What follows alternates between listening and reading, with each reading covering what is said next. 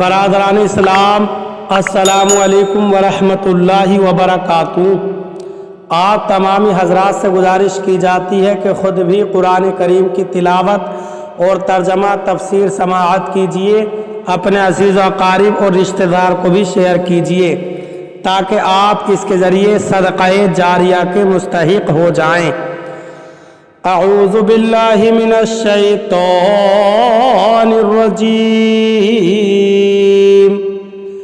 بسم اللہ الرحمن الرحیم۔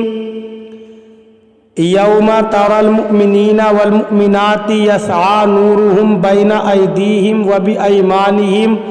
بشراکم الیوم جنات تجری من تحتہا الانہار خالدین فیہا ذالک هو الفوز العظیم۔ ترجمہ کنز ایمان۔ اللہ کے نام سے شروع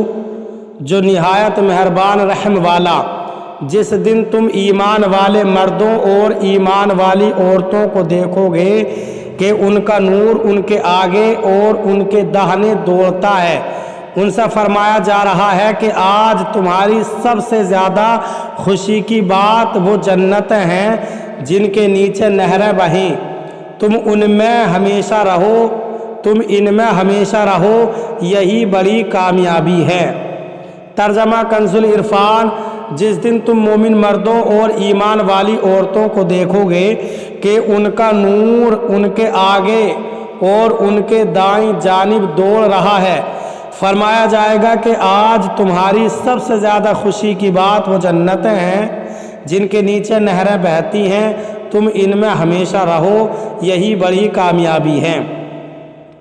یوم تری المؤمنین والمؤمنات، جس دن تم مومن مردوں اور ایمان والی عورتوں کو دیکھو گے۔ اس آیت میں اللہ تعالیٰ نے ایمان والوں کے بارے میں خبر دی کہ قیامت کے دن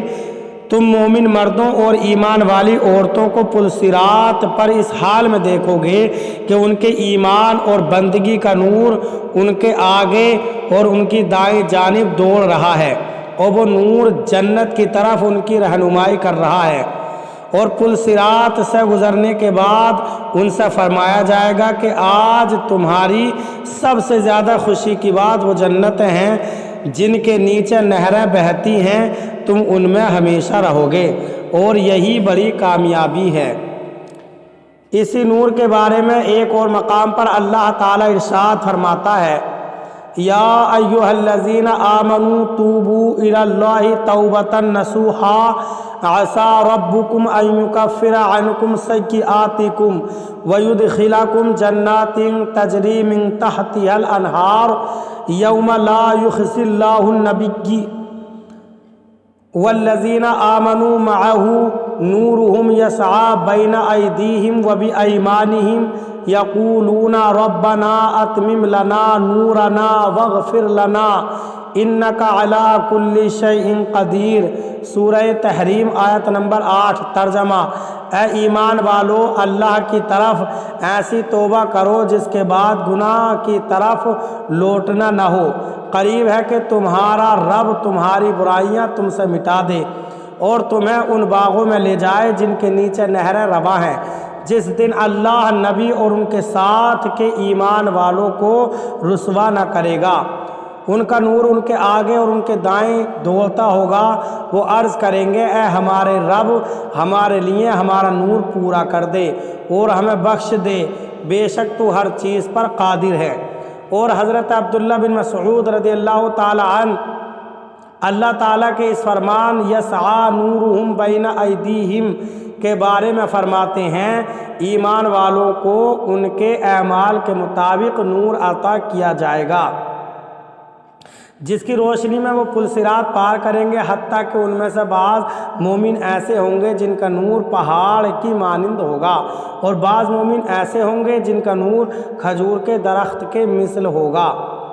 اور ان میں سب سے کم نور اس شخص کا ہوگا جس کا نور اس کے انگوٹھے پر ہوگا، جو کہ کبھی روشن ہوگا اور کبھی بجھ جائے گا۔ اللہ تعالی ہمیں قرآن کریم پر صحیح معنی میں عمل کی توفیق عطا فرمائے۔